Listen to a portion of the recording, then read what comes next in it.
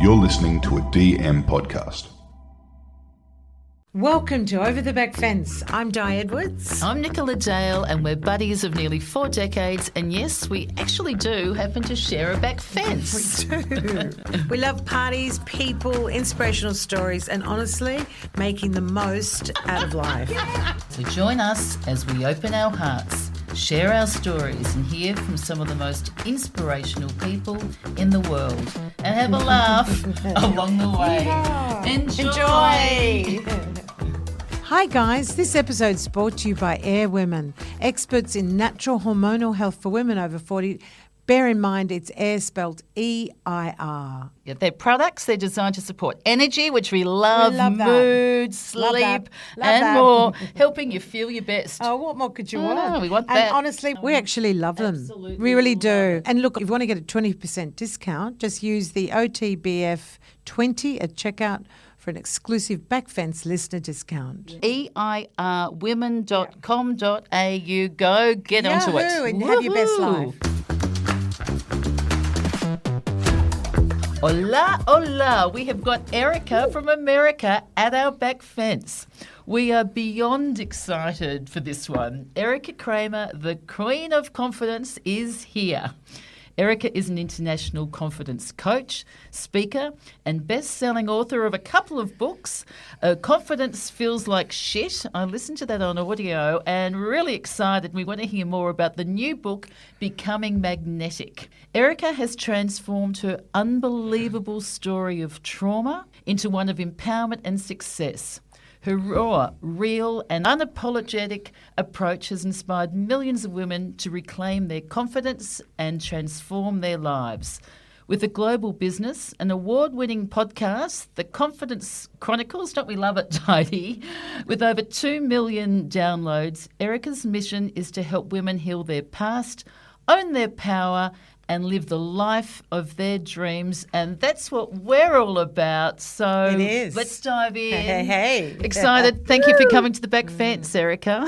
Oh, I'm so happy to finally be here with you guys. I love you already, and we haven't even started. We've been yakking for about 20 minutes, guys, because we had some have. technical issues, and we're besties. And it's funny, Erika does a lot for confidence for women. But ironically, a good friend of Nicola and Didi's, who's male, Paul Scott, he actually recommended you to us. And I love that. He thinks you're the greatest. So you don't only just sort of do So stuff be for confident women. and say, I am the greatest. Yes. We are the greatest of all time, okay? You look really pretty with your pink hat. We love the look. And the Yeah. pink and that sort of bit of your signature. Okay, you. so where to unpack Erika's life to date is, without a doubt, Nicola mentioned up front in the intro about early trauma in your world, such a roller coaster of loss and sadness. You must have been for a lot of years running on empty. How about you unpack a little bit of that so our listeners can get to know you better? Yeah, so I say I was a hot mess express, and I still am. I still am, okay? You're never done unpacking or healing, that's for sure. But I grew up, as you can hear my accent, I grew up in a small town outside of Boston, Massachusetts, to a single mother who struggled with bipolar. She got bipolar disorder when she was about 18 years old. And she raised me on her own, which is so difficult. I have a beautiful husband and I have 2 kids. I can't imagine doing it on my own with a mental illness. And so unfortunately for her, she would get physically abusive, paranoid, very manic in the early days. And she would beat me. And so the police would get called, the neighbors would get involved, and I would go to a foster home and she would go to a mental hospital. And this happened from when I was 2 weeks old until I was 16 years old. Probably twice a year minimum, around the holidays and around the summertime in America. And so in the foster care system, obviously I think all countries have issues with the foster care system. And for us, it's where my sexual abuse began for me when I was 5 years old.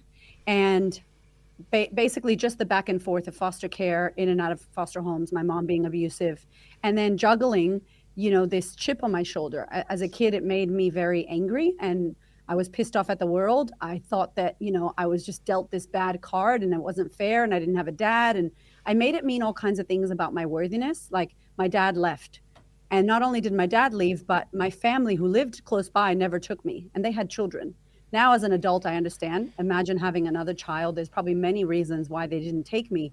But as a kid, I made that mean that I wasn't worth fighting for, that I wasn't worth staying for, and that I wasn't worthy. And so I really struggled with my confidence as a child. And when I was 7 years old, we went to a trip. Puerto Rico is kind of like in the Caribbean, part of America. It's like a Hawaii, basically. And my mom went with her boyfriend and didn't take enough meds. And in Puerto Rico, she got into the car and drove in the rain. And we got into this horrific accident where we were walking for 3 days and 3 nights. Our car flipped. It was like a movie. Like that whole experience really deserves its own book. I can't even talk about it. Me and my mom, and we're like, what the hell was that? Anyway, my dad found out about it and ended up kidnapping me in Puerto Rico and took me away from my mom. And I was with him for a year. And that's where I learned Spanish. I learned about my Puerto Rican culture. It was wild. And back home, I came back home 12 months later to go back into the foster care, that same system. So it was very crazy upbringing as a kid.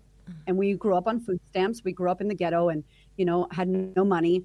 And so when I turned 16, the military came to my high school in our cafeteria.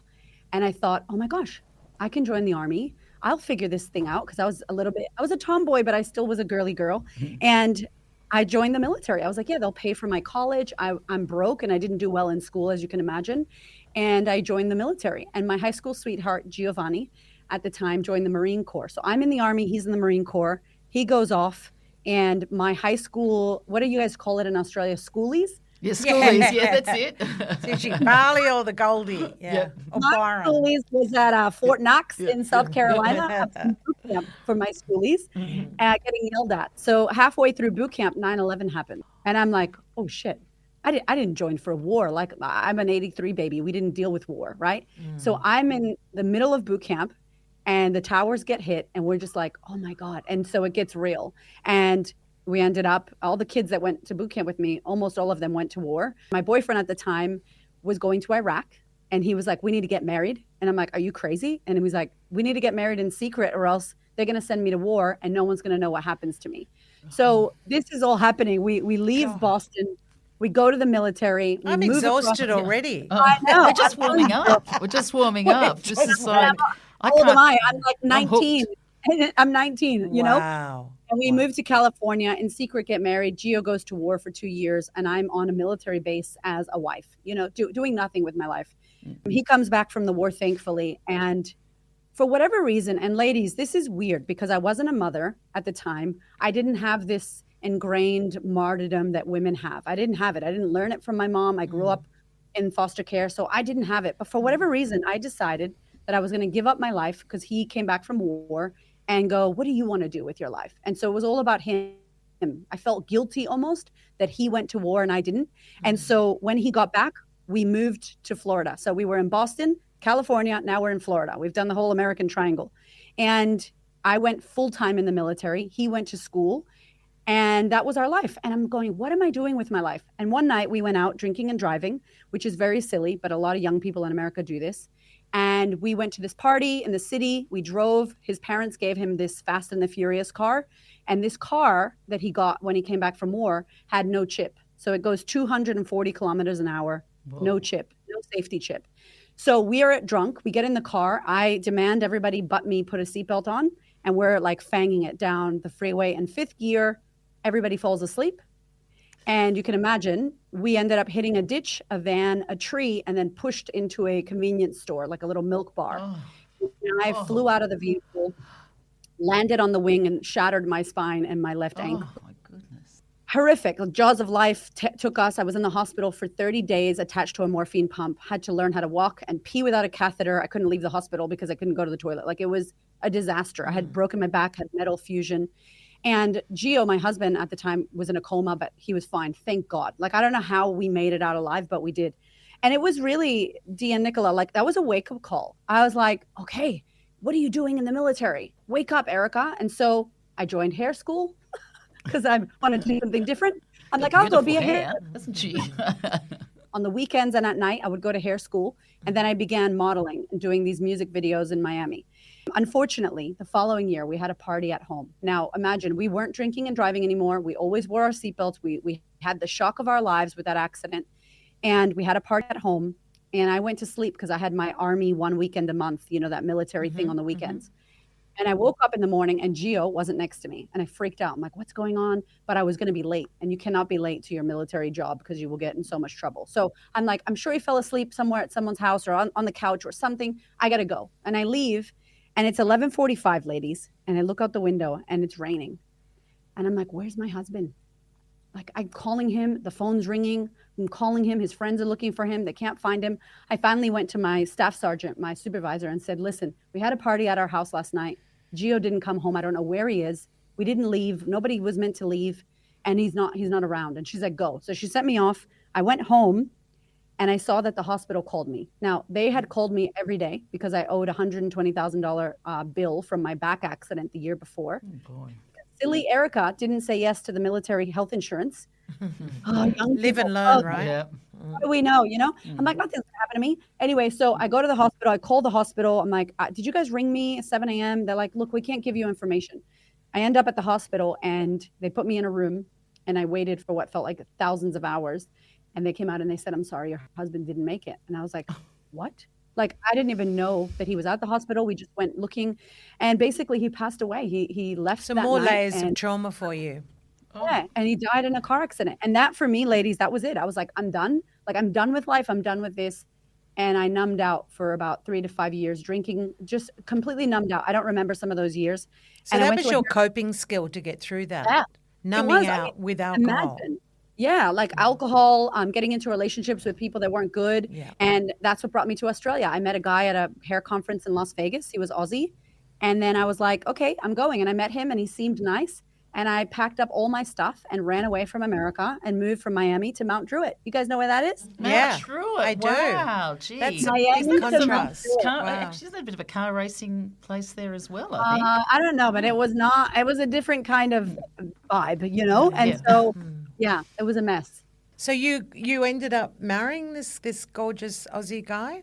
Oh, no. No. He was not a gorgeous Aussie guy. He was not a nice guy. Right. This is the guy that But you he was, I came guess, out your for. ticket to Right. Australia. Yeah, I guess. came to Australia. Yeah. And you know what's funny? If anybody listens to this and you think that you can just start fresh, just quit that job that you hate Yes. because your boss isn't nice, or just walk away from that relationship, or just move across the country and pretend that all that stuff didn't happen. Yeah. And you can't. So No. all my baggage followed me across the Pacific Ocean and it came with me. And I really needed to unpack it. And so he wasn't a nice guy. I met another guy from Melbourne who wasn't a nice guy. And then I met my personal trainer, Hamish, who ended up being my husband. Oh, yay. yay. The Finally- goodness shines. Finally got The there. So goodness that's just shines. interesting, just picking up on that Finally. point there that you're saying, Erika, too. It's like, you can bring all your baggage with you. And it wasn't really, I guess, until you do that inner work on yourself that you Totally. can clear that. And so many people go from one relationship Yeah, don't they always to go the from other. rinse and repeat, Yep. and their Yep. whole life, Same or they blame garbage. someone else. Like, this guy's a What a jerk, or waste. this one's here, and every man is. But they And they sometimes blame the guy, not what they're carrying. stop and stop, look within, and it's Yeah. hard, do the tough inner work. But what made you do that? How did you start this turnaround then? I was a loser, Erika? my friends. I left America to Australia to be with this man. And then I left Sydney to be with another man in Melbourne. Like, I had no friends. I'm from another Wow. country. Like, my nail technician and my personal trainer were my friends. Like, that's losers are us. Like, I was like, all right. That's all right. great. Well, I she haven't had heard good that. nails, I haven't Dottie. heard that one. She. What did you have on your nails? Did you have all Bloody the sparkly? Teresa and Hamish were my only friends. And then that guy from Melbourne was also same guy. Basically, what happens is you repeat the same patterns with a different face, same energy, different face. And it was that guy was like this guy, but they looked different. It was the same thing. I lacked worthiness. I thought I was a piece of shit. I thought I wasn't good enough. So I attracted someone who went, hi, I heard you think you're a piece of shit. Let me just show you how you're right. And it was the same thing. So what he dumped me on my birthday. I was 27th birthday.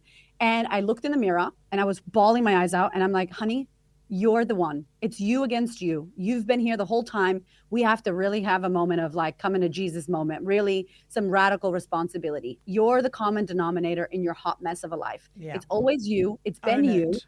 Own it. Like, it's you. Stop looking at your mom and the abusers and this person and Gio and that. It's you. And so that was my moment in the mirror. And I was like, And it just so happens that my personal trainer was into breathwork, shamanic healing, meditation, coaching, therapy. Like I never knew anything about that. I was not exposed to that because, when you grow up in a poor, marginalized community, you don't have good role models. You don't have access. My parents weren't role models. And so genuinely, without feeling like, woe is me, I had no chance. There wasn't a chance for me to get out of that. And so finding Hamish and the work he did, I was very much like, what do you mean the universe? Like, what are you talking about? What are you talking about? Yeah. And it was through him being the example of what was possible and his kindness that I got introduced into coaching and therapy. And then 12 months into it, I was just like a junkie, like personal development junkie. And I completely changed my life in 12 months. So let's have a look at that, jumping forward a little bit. Yeah. Financially, you went to rock bottom. You had a baby. And what does one do? One quits their job because she wants to be a confidence coach. And off she goes. And everything's solved from that minute on. I've got to ask you a question. Was that divine intervention that touched you on the shoulder, or was it just sheer determination? I'm out of here. This is my time. Yeah, well, I think a bit of both. I think that I had denied, and many of us deny the call. There's a knock. Right. And then it knocks quietly and it's a whisper. Then it starts yelling at you. Then it starts stabbing you on the side and you're bleeding out and you're like, all right, I better fix this. I better look at this. So I had been stabbed quite a few times. I had been knocked on a few times. And when I finally decided, me and Hamish got together, had babies, all the beautiful things, I was working at a hair company. So I was a hairdresser in America. Then I came to Australia as a hairdresser. And then I started doing styling, like a side hustle, I would do this side hustle. Yeah. And a side hustle for 5 years is you being fearful, is you not committing to what you truly want to do. And when you do stuff like that, you get a wake-up call. So I had my home birth, my second son. We had no money. Hamish's gym was dead. It was the worst time in the world, ladies, to do a business. But always, that's the best time, right? The worst time. And so I was in the shower, and I had this kind of shower wisdom, right? That comes when you're in the shower and you're. I love your expression. It's a goodie. Like that. I'm going to remember that one. Yeah. We have that. We have shower wisdom. Yeah. We're like, all the divine ideas. And so I ran down the stairs and I'm like, Hamish, I'm not going back. I was working for L'Oreal. Bless them. They're amazing. I was like, I'm not going back to L'Oreal. I just had my baby. I'm going to become a coach and do my business fully. And he's looking at me. My husband is brown. He turned white. Like he was white. He was like, excuse me, you crazy American, Latina, crazy American lady that I have to deal with. I love this. He was just like, it's not a good idea. Like, what are you doing? And I said to him, babe, I have to do this. It's been knocking and I keep denying it.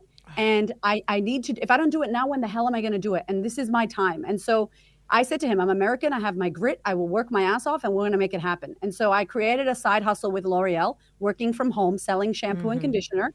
And then I built my business and I busted my ass because I was breastfeeding a kid and had a 2-year-old. And I started a YouTube and I started Instagram and I started the podcast in my car. And literally from nothing, it was nothing, 2017. And that following year, we made like 6 figures in the business. And from there, it's just went gangbusters. You know the irony in all of this? You mentioned earlier on in this story today that you struggled with confidence constantly as a child. And look at you now. What do?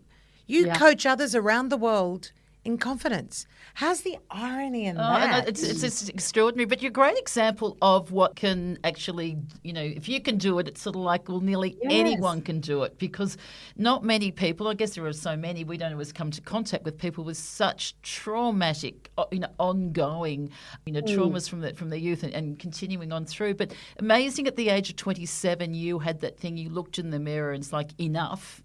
I'm going to work within. I think it was the shower, Nick. The shower, the spiritual shower. What was the term? The shower wisdom. Shower wisdom. That's your term. I love it. No, before you get on stage, you have a spiritual poo, don't you? Spiritual poo as well. I love that one. I think gold. That's really good. But who was you? I was saying, was it Gary? Gary V. Gary V. Was he I love Gary V. Yeah. Was he sort of like one of the motivators for you, that really you're looking at him going, right, I'm right behind this? Well, I think we all listen to things. We all hear things, we all listen to things, especially now we consume content. You're listening to this podcast, you listen to books, you do all the things, watch the YouTubes.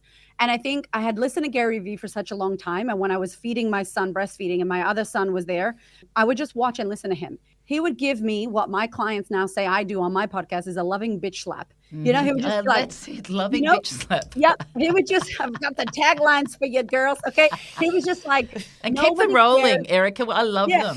But he said, he's like, nobody cares about you and your story. Who gives a shit that you've had a traumatic life? Who cares? Like, get in line. There's so many people on earth with things and stories. If you don't tell your story, Oprah's not going to knock at your door and go, hey, Erika, I heard you had a hard life. Do you want a book deal? No, that's not going to happen. And so he was like, you need to tell your story. You need to get out there and create content. And I don't know, that was the thing that hit me. And Hamish will say that the thing that really made me become the woman that I am, the unstoppable force, was when I had my home birth. Because I had a traumatic cesarean, then we had a miscarriage, then I had a home birth for my third pregnancy, but my second child. And he said, in that moment, you birthed something else. Like, you became this unstoppable force. And I feel like I always had that, but I do agree that when I had my son Nava at home, it was kind of like, if I could do that, I could do anything. What am I waiting for? Let's go. How and it really, that was when it wonderful. skyrocketed. Isn't that great? Sort of like Mother Nature, raw, It's the animal eternal instinct. Animal instinct. Yes. And it's just so powerful. And honestly, so just tell us even more about you and what you do, because, you know, you've got the What incredible about the reputation book? of We love the I book. know. What about confidence feels like shit? Confidence feels like shit. How's and the how, name? I love it. I love it. But how you talk on stage and, you know, about confidence feels like shit and all your stuff. So tell us about that. Yeah. So I think my editor was like, we're not calling it that. That's ridiculous. Brilliant. I can understand why. Yeah, it's like, because if you're listening to this and you're like, what do you mean confidence feels like shit? And so I basically found, as you all said, I had no confidence. I lacked confidence. I was a confident kid. And then I feel like my light got dimmed. Yeah. And then what I decided to do was, once I was doing the work and healing for all those years, I was like, you know what? When you create confidence, you have to put yourself out there. You have to look stupid. You have to go against the grain. You have to stand out from the crowd. You have to go against the naysayers. You're going to get judged and criticized. You're going to fall flat on your face. You have to get back up. All of that feels horrific. It feels terrible. So I wanted to let women know that when you're creating confidence, it feels like shit. It's going to feel horrible. Keep going. Fall down, get back up. Get back up faster than you fall. And so I wanted to give them the real truth about confidence. It's honesty. That's what I loved about it. It's so good. Yeah. But how do you get up, though? You know, because a lot of times, too, if people finally got that bit of confidence, they're going to give it a crack and do their first public speaking or something, and, you know, they make a fool of themselves. What's your tools of the Yeah, trade? but then they go, that's it, I'm done. You know, I won't go there again, you know. I think you have to be willing to embrace your suck. You're going to suck. Of course you are. You've never done it. How dare you think you're going to be great? Hilarious. That's good, isn't it? You're going to suck. And so I'm not scared to suck, because I know that my sucking doesn't create who I am. I'm out there trying. What does Brene Brown says? You're in the arena getting punched in the face by life, right? Yes. As if you're not going to break a tooth or get a bruise or have a big eyeball. I'm okay with falling flat on my face and somebody in the sidelines eating popcorn criticizing me, because I don't give two shits what that person sitting on their ass not taking the risk has to say. I love You know that. what I mean? Yeah, that's a I love goodie. that. I really That's a love goodie. it. Because we're sort of Yeah, saying too, well because, you know, said. a lot of us from the generation of being people pleasers, so you Yeah, sometimes more sit so. back and, you know, especially generationally, you know, older, you don't do that. You be the good girl, you zip your course. lips, you know, and so In sometimes, Australia, tall puppy. yes, in tall poppy. Majorly in this country. Yeah, and I sadly. hopefully that's changing and now sort of Yeah. being a global thing. But, you know, so Yeah. so how else do you sort of say to people then, you know, like, just embrace the sucker, is it? Yeah. So I think the confidence, the 5 things that I say in the book and the 5 steps, it's really number 1, you have to make a choice. Confident people are always making choices. They're not questioning or second guessing or thinking for 4 years, should I do this? They're like, here's my choice. I'm going to do it. And if it's bad, I'm going to learn from it. So number 1, they make choices. Number 2, they step into courage, which means you're scared as hell, but you go anyway. It doesn't mean you're courageous. It means you're scared, but you continue to walk doing your spiritual poos with your butt cheeks tight, you know, you're scared and you're walking. Number 3, confident people create. They make things happen. They find a way to take an action. They create a way. If there's no way, they make the way. They just make it happen. Number 4, they consider. So considering is, once you take action, how did you go? Was it shit? Was it good? What did you learn? And we have to learn from what we take action on. If it doesn't work, what else can we do? And number 5, they continue, which means if you failed, air quotes, on step 3, you took a bad action and you fall down, you get up and you analyze what happened. Why did I fall down? And then you go again, and then you go again, and then you go again. And so courage and continue, which is step 2 and step 5, almost become like the wind beneath your wings. So you're making choices, you're taking action, you're evaluating your action, you're making another choice, you're taking action. And by doing that, you build confidence. And I didn't put this in the book, which sucks because I've obviously grown 4 years later. But one of the things that I want women to know, and anybody listening to this podcast, is the definition of confidence. The root definition is trust. So in Spanish, the word is confianza. We don't have a word for confidence. Then how do you build trust in ourselves? How do you start to build that trust? So think about where you break your trust. When you say you're going to do something and you don't. When you say yes, but you mean no. When you snooze the alarm at 7 and you wake up at 8. All of those tiny things break your trust. Then you can't trust yourself because you don't keep your word to yourself. So if you want to build more confidence, you have to prove that you can trust yourself. And then when you trust yourself, you'll go do this scary thing and you'll be like, I don't know how to do it, but I trust that I'm going to work it out. I believe I can figure this out. Having that backing of yourself, you'll do anything you want. Even if you air quotes fail, you learn something and you go again. And so that's really what we need to focus on, is how do I build my trust? And if you don't know who you are and you don't do your inner work and you haven't healed any of your past, obviously nobody needs to have kidnapping and sexual abuse and foster care. But if you were bullied as a kid, if somebody made fun of you because of your weight, if your mom and dad divorced, that is enough to mess you up, okay? So we all have to do the work on ourselves. And if you avoid the work will do you.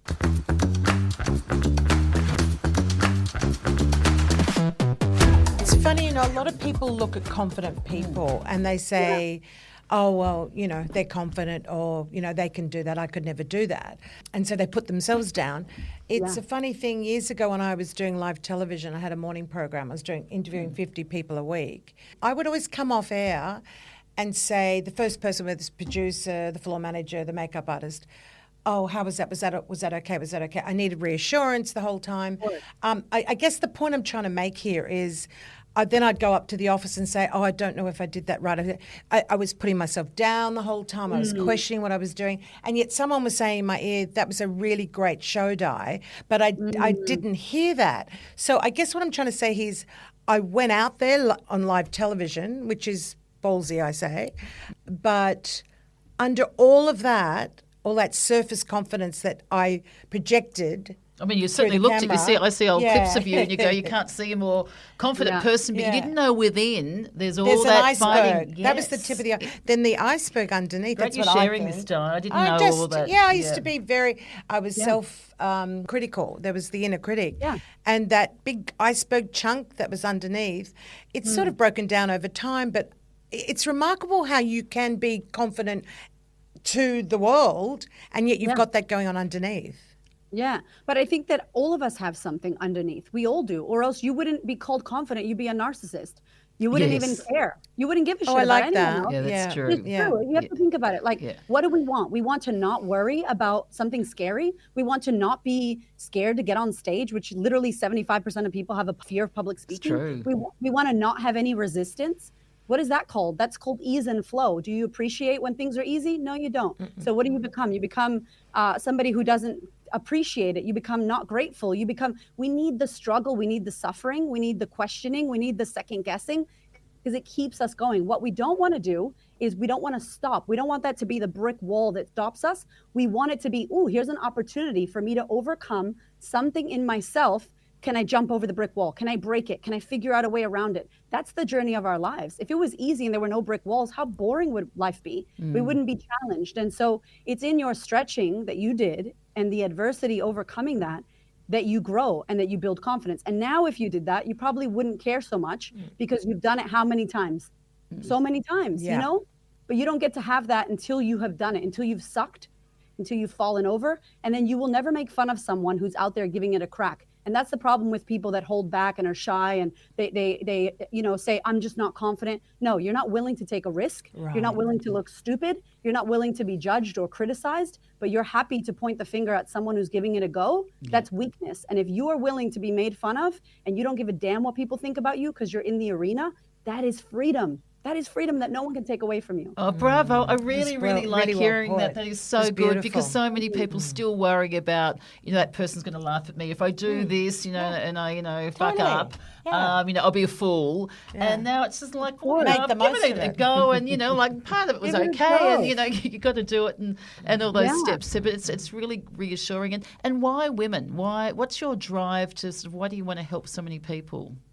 Yeah, well, I think because I'm a woman myself, and I feel like we particularly, and the research shows it, we struggle more so. So men completely struggle with confidence. Men do have suicidal issues in this country, especially. Men have different things. And I Yes. firmly believe that I don't know what a man's going through because I'm not a man. I'm a woman. And I've gone through my fair share of woman things. And so I think that when women believe in themselves, when women make money, when women are in safe spaces, when women encourage one another, when we are feeling worthy and good enough, we make such amazing, like Simon Sinek just did a video about how female CEOs are so much better at the nurture and the support in massive companies, and they help companies grow in a different way than men because we have that nurturing, feminine, beautiful thing that women only have. But when we don't believe in ourselves, But we when can we be bitchy too.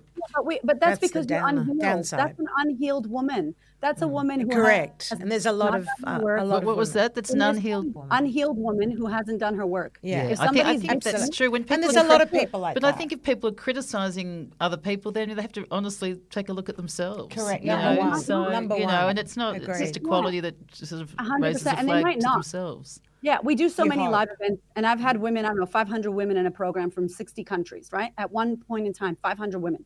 And someone says to me, aren't you scared some crazy woman's going to join or some bitchy woman? I'm like, I'm the crazy woman. I'm the craziest woman there is. I Like, love it. no, I look for good women, and good Yeah. women get attracted to me. And this is part of like becoming magnetic is who you're being and the energy you're putting out into the world is what you're attracting. So if Oh, you I love are- that as well. And so Very tell us true. more about that because we're Yeah. all about that. We're always So the like, book's yeah, the new Becoming one- Magnetic, isn't it? Yeah, because the book that's it's just come so- out. and everything is energy, and positive energy does attract, I energy. love and- the idea of magnetic. Yeah, and Yeah. don't we find that, Di? very with much just so. with guests and people there, Yes. just going, it's just We it's go because we put incredible. it out there to the universe, and all of a sudden we we get notice it. A lot of people excited by they life. override it, don't they? They Yeah. don't know. Nick and I really pick up on the vibe. course. Yeah. And But imagine yeah. you two at a coffee shop. Like Yes. I imagine you walk in, you're like, "Hey, how are you? Good morning." We do. And then people that are in the coffee Bit of shop are like, "Who are soundproofing, them?" actually, like It's places because where we were we- laughing so much. We laugh so much. You have such beautiful. You have energy, and when I say energy, and this book is not like my husband does spiritual work. This book is not spiritual. It's practical. Yeah. It's like you putting crystals in your bra and Palo Santo and sage doesn't do shit for you. Yeah. I'm sorry, friend. Yes. There's no love and light here. You got to cry the tears. You got to look at the dark stuff. You got to do the work on Yeah. yourself, and you're going to attract who you are, not what you desire, who No, you're being. no, And if you're absolutely. I get being- that 100%. You know, yeah. So if you're being in a lack of confidence, you're going to attract a lack. You're going to see this in your relationships, in your money, in your bank account, in your health, in your friendships. But if you're being someone, for me, magnetism is about connection. If I saw you two on the streets, our energy bubbles would explode and we'd be like, oh, look at I love your fingerprint. Ooh la Look at you. la. So that's Hi. magnetic. Erica That's from magnetic. America. It's universe. Yeah, Is it it is. manifesting too? Does that come into play 100%. with this book? Yeah. Yes. Tell I us think about that- it. Tell us about this Yeah, book.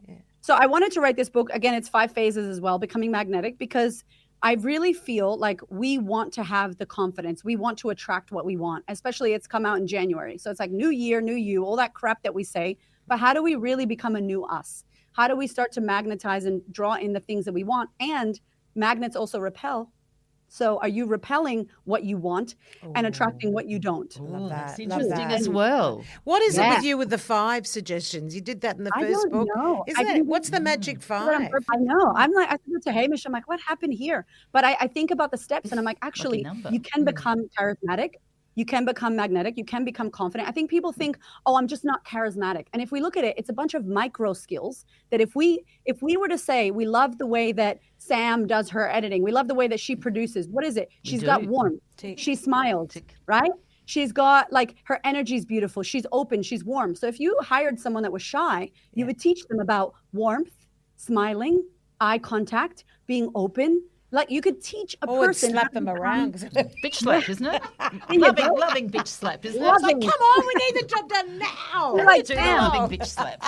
Sam, we have fun, don't love we? you, we God, love we you. have fun. Too So much fun. what number are we up to? It's- Yes, it's- Yeah, we're no, starting what- on the 5. Yeah, so Yes. it's basically learning how to attract. And if you won't be surprised that the first phase of becoming magnetic is self-mastery. And self-mastery is the work. It's you having self-awareness, self-reflection, and self-acceptance. If you don't master yourself, your own world, your mind, the way you feel and think, there's no way that you're going to attract what you want, because you're going to attract from lack because you're in lack. You're going to attract the things you don't desire. So always first step is working on ourselves and making sure that we do, whether it's coaching, therapy, personal development, whatever it is that you're into, but we all must do this work, because the only way for you to get what you want is to understand why you're not getting what you want. What are you currently doing, and who are you being that's attracting the things that you don't desire?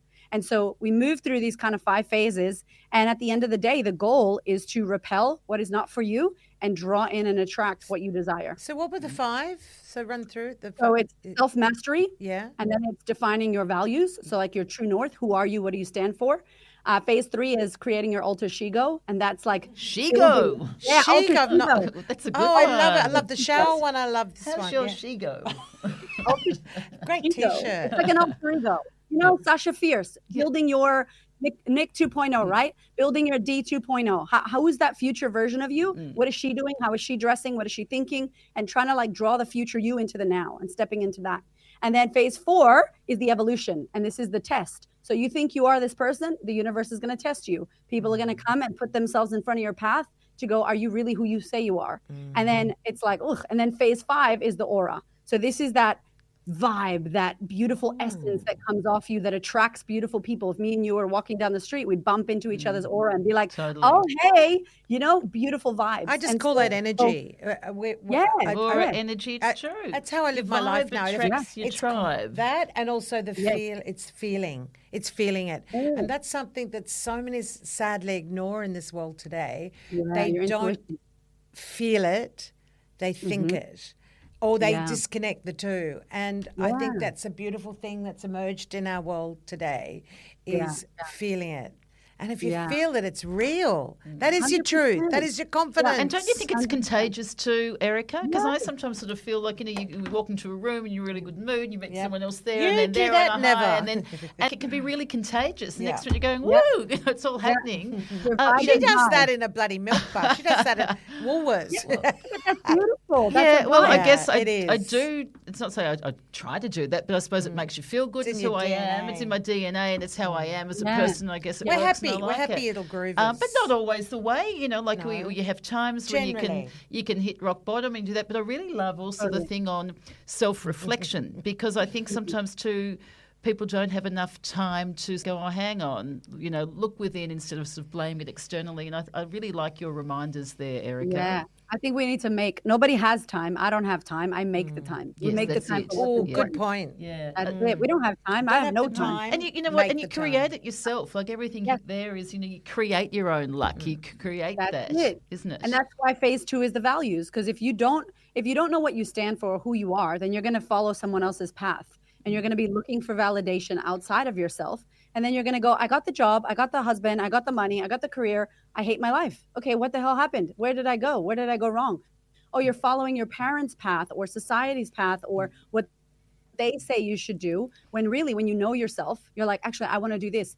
And you allow yourself to continuously do what's right for you. And when you're in that alignment, everything you want comes to you because you're in alignment with who you are and what you want. Where we have mixed signals is when you say, yeah, I love myself. Yeah, I love my body. Yeah, I want this. And it's bullshit because it's an affirmation that you don't believe. But your mixed signals are like, no, I don't believe that. I'm in scarcity. I hate my body. I'm not good enough. So then the universe goes, I don't know what to give you. Mixed signals. I'm going to give you the most strongest signal, which is your lack. Then you attract all the bad things that you don't want because that's what you believe. You really believe you don't deserve it. And that was my life forever until I met Hamish and did the work. Erika, I'm just going to duck back to the live program that I did for years. Is the night before I started that show, I said to my husband, I want to go home. I don't want to be here.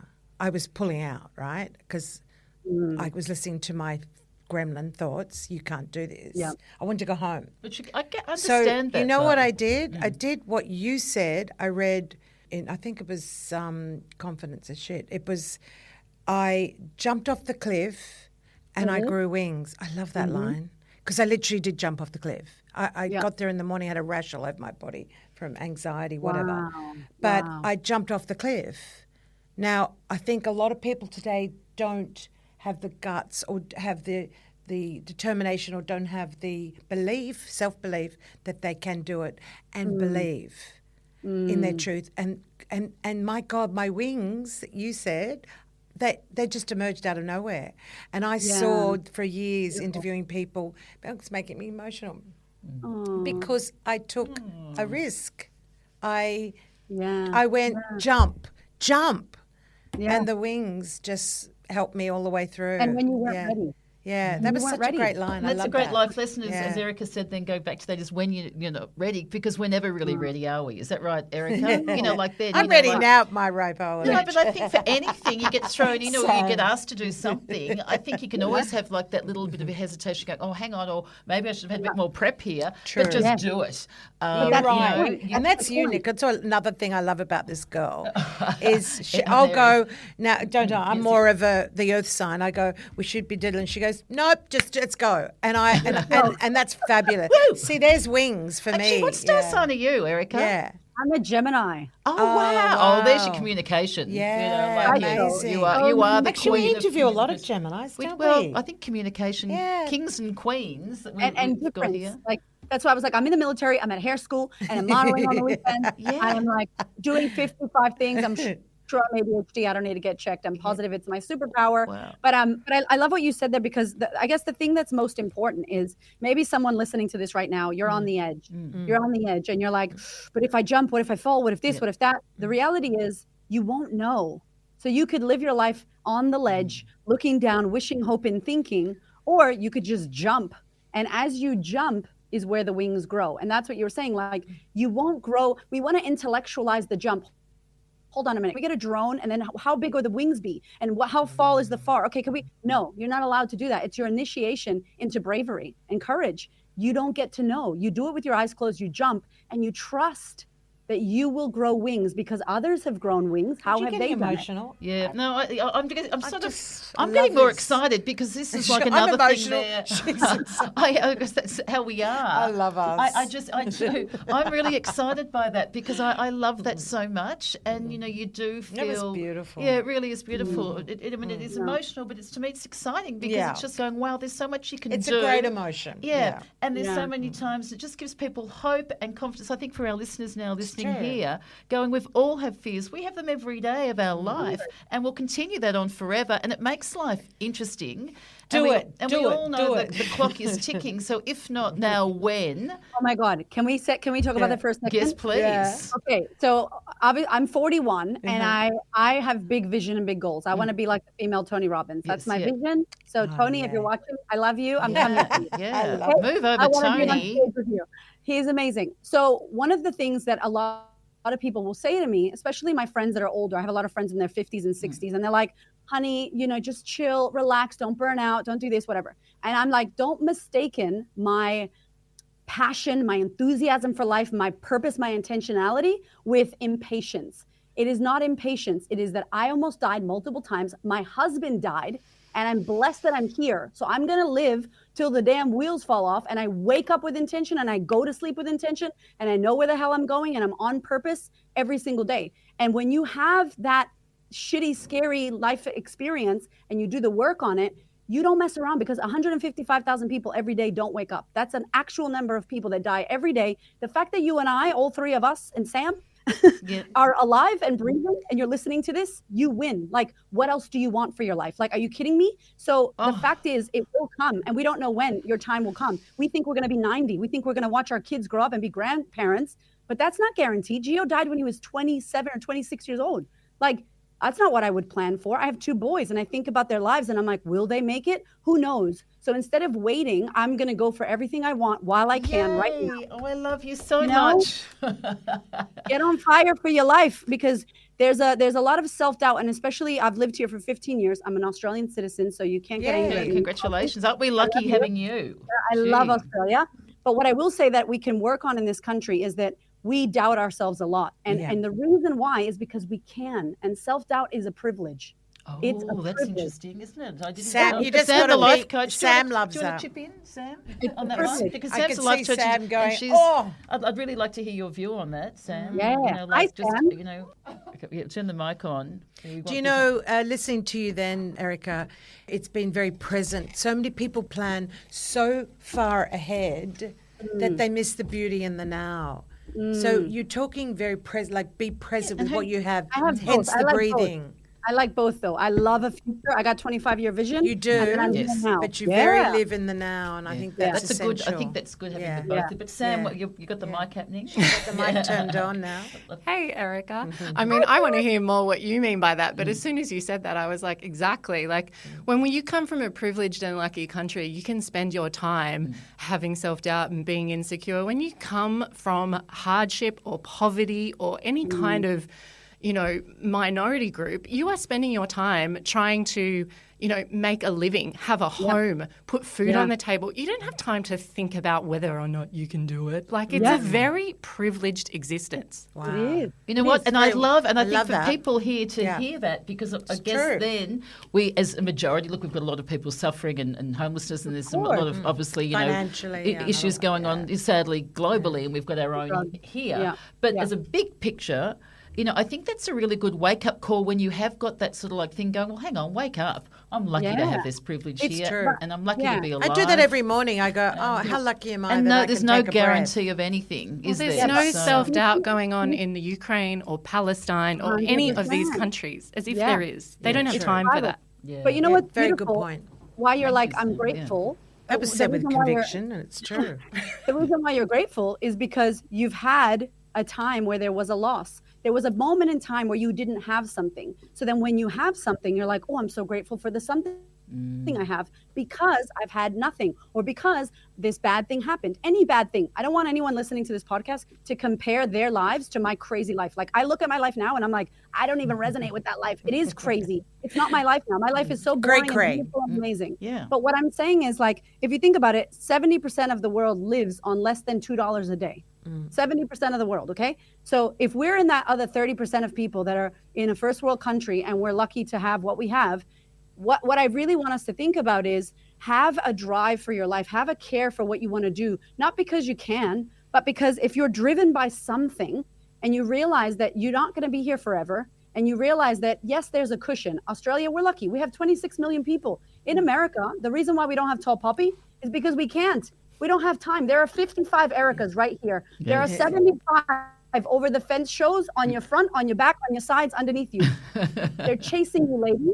And they're like, how do we do it better? How do we do it better? So what does that do? You either crumble under the pressure, which you can't because you have to pay your bills in America, or what happens? You innovate, you become better. So in the United States, people are trying to be better and outdo each other in a good way, which makes us innovative, which makes the consumer like, oh my God, there's so many. We've got Lyft, we've got Uber, we've got some other company. In Australia, we got Uber and they suck and nobody builds anything else. And I'm like, you get what you get and you don't get upset. I'm like, I'm upset. Yes. I want to get something else. And so I think it's a really good. I can think see it, it's the a really- confidence. Oh, we love The new Uber will be called Confidence, the Queen of Queen. Confidence We car. should get our own Queen ones. Actually, there was one. Queen's It was a actually a goodie. Sheba driver. Remember that like one? It was Queen. called Sheba. It was for There you women. go. So don't be guilty about your privilege. Let's not be guilty. I love my privilege in Australia. Yeah. Yeah. But I think what we do is think about, what do I want for my life and why am I not going out and getting it? Forget about the safety net. Your life is happening right now. So go for the thing that you desire because you want it. And tell us about also what's sort of been one of the ones you've been coaching women, and have you got any particular person who's really stood out, who's had a complete 360 life Oh my change? I mean, I God. can't imagine how many, but are there any standouts to you? I have Besides so many. yourself. Yeah. I have so many. I have so many, but one that really stands out to me is my beautiful Nina, who's in the second book, Becoming Magnetic. Nina came to a retreat. She lost her partner. He died in her lap. It was so sad. She had this crazy thing. She lived in New Zealand. She moved to Melbourne to be with her sisters and mourn her partner. And her sister said, I follow this girl named Erika. She does a retreat with her husband. You should go. Nina had no idea who I was, what kind of work I did, or the fact that my husband had died. And she came to this retreat for 5 days, and it's like emotional healing, but also like it's a lot of crying, a lot of releasing. It's a trauma release retreat, basically. Horrific for 5 days. No phones, no sugar, no alcohol. You can't get out. It's a lot, right?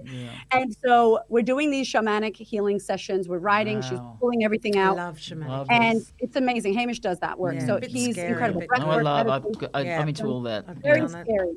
It's basically like you're on drugs with just your It breath. is. Like Yeah. your breath It takes is. you I to other realms, studied right? it. Yeah. It's So, full on. yeah, exactly. So there's certain things that you can do in therapy and coaching that your mind does, but then there's the body, releasing the body and going into the body. And as the book says, the body keeps the score. There's so much stuff that your body needs to let go of somatically.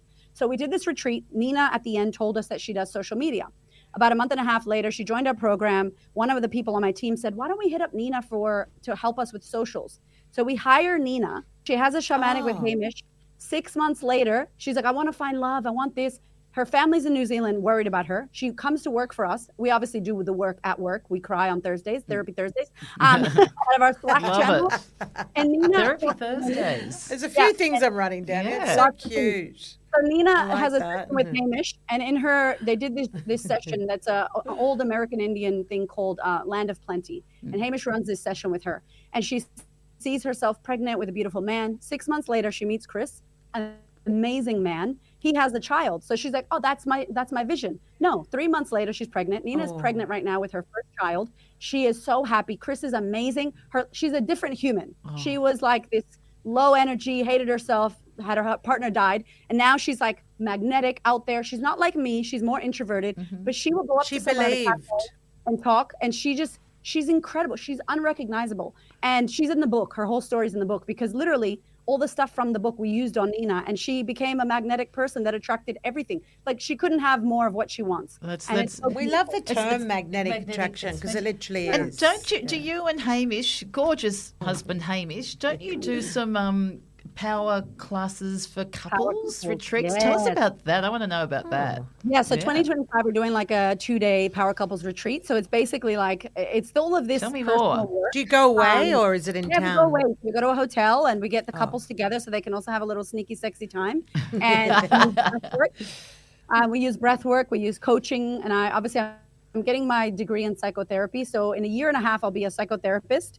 And so we'll use some of the therapy work Same that as I'm Terry doing. Cole. And I was able to work with Gabor Mate for a year, and he's incredible. wow. And He's so we really just remarkable. wrap in the therapy, the coaching, the therapeutic, compassionate inquiry with the kind of spiritual side for Hamish. And even if you're not spiritual, you breathe. You breathe, you meditate, you take the time. And so we get the couples together to really unpack the things that are going on in their relationship. And I'll tell you a sneak peek. The number one problem, if you could imagine, is communication. Oh, hello. Wow. And is there a sneak peek, number one? I suppose there's no quick fix, but what would you say as a tip sort of there? Because, because people talk on the surface. Conversation. How do you go deep? How often do we hear conversations But how and do you? But how interviews? it's easier said than done. That's the Fascinating. thing. Well, Fascinating. because if you think about the way we look at communication, it's a 4-way system. So it's what you're thinking. You think this, but then you say something else, right? So you think something, but what comes out of your mouth is not that, it's something else. Then you have the person who hears what you say and then what they make it mean. Woo! It's so confusing. Yeah. It's like what I make it mean. It's not what I didn't even hear what you said because you didn't say what you were thinking. You said something else. Then I heard that and I made it mean something else. So we have this jumble of communication. And when we talk about power couples, and as parents and as a couple, we are in a beautiful marriage and we love each other to death. Like it's really important that people have these amazing marriages and that they or partnerships where they're flourishing and they love each other. And so one of the core things that we talk about is if you want to be a power couple, you have to be a powerful individual first. If you're not a powerful individual, what you're going to be doing is manipulating the other person to come over to your side and fill you up. So you make me whole. No, baby, you got to make yourself whole. They have to be whole. Then you come together. You're a powerful couple because you're too powerful on your own individuals. And a lot of people don't do the work. And I guess the core of my message, and before I die, what I want everyone to know is you have to work on yourself. Every area of yourself that is not resolved, whether it's money, whether it's self-love, whether it's finances, whether it's your relationships, your lack of communication, your self-belief, whatever that is, you have to work on it for you to be complete and whole. And it means you're going to cry, you're going to unravel some shit, you're going to go back to the past, and you're not going to like any of it. It feels horrific and it's expensive, and you should do it if you want to be complete and have the best freaking life. That's the way you do it. I love Brene Brown when she says, Bravo, she comes home Erika. to her husband and she goes, I've only got 20%. Yeah. And he goes, it's cool. I can take it from here. Yeah. Or he'll come home and he'll say, I've got 10%. I've got nothing left in me. She'll say, I've got 30. We can work it. I love that. It sounds quite academic and black and white, but it's actually telling your It's a brilliant truth way of before communicating. you've just walked in the Really? door. Because, know, it's like, leave me alone. I've got, he's been a shit or whatever, the judgment. But if your truth's up front, I actually think that's beautiful. It's a great form of communication, Di, that, she says that because you're just putting it straight out there. And Yeah. it's not on that other Totally. person, because otherwise you can come in and the other person's going, why do I get the cranky version Yes, of you all the time? spot on. And then you can probably address that if it's a continuous thing. If you're always coming in with 10%, True. then Every night. Yeah, Every night. Then we've Only got 10. then we've got a Got a 10. conversation. 2%. But do you have a thing like with couples as well that you should regroup and set your goals, intentions together? Should you sort of like touch base every, to really keep it continuing going, Erika? Yeah, we do I know it sounds silly, but we have a weekly meeting, and Hamish and I run the business, our children, and our family life together, right? Mm-hmm. And so we believe that you should run your family like you run the business. You're the CEO of the family. Who's running the operations? Who's on track? So we have a meeting about our family. Every Sunday we have a meeting, me and him, and we talk about who's dropping who where, Fabulous. what are we doing, who needs what, and we're organized in our life and relationship because I know, hey, this week I've got 10% because this week is hectic. So I'm going to need you to fully take over the 80% for the week. And we don't say 80%, but I'll just like, babe, I don't have anything right now. I'm done. And he's like, okay, I got you. I'm going to handle the kids because I'm about to kill someone. He's like, yep, I can see it. Preferably not one of the kids. Oh, well, we'll just way to start the We're year. running out. We've run out of time as usual. I just wanted to quickly ask, your high energy, like Nicola, where did you? Is that part of your DNA? Are you born with that, or do you do anything specific to have such incredible energy? I think I was, but I'm sure shit dimmed my life. Like life dimmed me. Yeah. Love your life. Love what you do. Be in alignment with everything you are. Have a excited. purpose. So and being then in you'll be alignment happy. energizes you. It's Of course, great. you have to be on purpose. If you're not on purpose, if you have a job you hate and a man you hate and a life you hate, you're not going to have any energy. Fix all that. Yeah, love do the that. work. and Sense you'll of be happy. purpose. Yeah. That's interesting, isn't it? It Wow. is. Well, I mean, we've It got our is. signature questions, Yeah. but I've got to say this is such a great way of entering 2025. Isn't it? With such a positive, Yeah. great way. So, listeners, how lucky are we? Let it flow. Let it flow. Let it So, go. Donnie, Take do a you want to risk. shoot beautiful? Fly. Ask our queen a back fence question, or you choose, baby. What makes you happy, Erika? Doing the work that I'm supposed to do here. Wow, that's interesting. Supporting women. Our lucky last question, Yeah. and this is a goodie because I really like to know if you could share a back fence with anybody on planet Earth, Erika, the Queen of Confidence, who would it be and why? Tony Robbins. We'd have a neighborhood. I love him. If anybody listening knows him, please send me his Yeah, details. I love him. our life coach, Alex Andrews, we've been on He's- too. She's just coached for Yeah. him and done that. He's Yeah. incredible. So I love him because, you know why I love him in a quick thing? Because he's in his 60s now. He's helped millions of people. He has the money. He has the life. He just had a child. He has the best. Everything he wants, he could stop.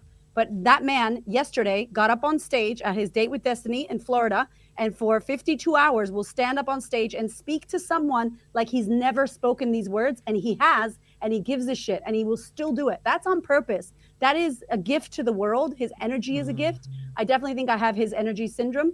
I think we're both very high energy, and I just love him to death. Like, he's incredible. I'm just going to sneak this one in quickly. If you had a chance of saying something to your 21-year-old self, what would you say to her? Damn. I would just say to her, put a seatbelt on, because I'm happy that everything that happened to her happened. I'm happy because it made me who I am. I would never take any of it back, all of it. But I would say, babe, put a seatbelt on. Yeah, well, She'd be like, F you. She would yeah, F you. I love that. Well, Tell me what to do. we love the FU, and we'll buckle up everybody amazing. because the Queen, you've just sort of like Incredible. landed here. It's just been absolutely so I joyful, loved and Loved it. we're so excited because that magnet and good energy is going to flow more and more and more. And Yeah. She's so great, guys. You've been an absolute joy, books are and brilliant. yeah. So thank you for coming on, and everyone, thank you for having me. Oh, Yeah, Thank well- you, Pam. Thank you for listening, Yeah. everybody, and don't forget to rate and review. We know how important those stars are. And Didi, what do you think for Didi likes to give her own stars? Great, so what do you this think one's for an the easy Queen? one. I'm going to like- give a 5 out of 5. 5 Because out of 5. Five's her magic number. That's true. Yeah. Well, 5. I Yeah. reckon with a little plus on top, it goes forevermore. So. Erica, I've been dying to meet you. It's been I fun. know, you're so beautiful. I've learned a lot, and I love I've written down a few little notes that I will take through my own life. And Take care of thank power you for wisdom. helping me grow my wings. Exactly. Take Ciao, care. ciao. Bye-bye. Ciao, ciao.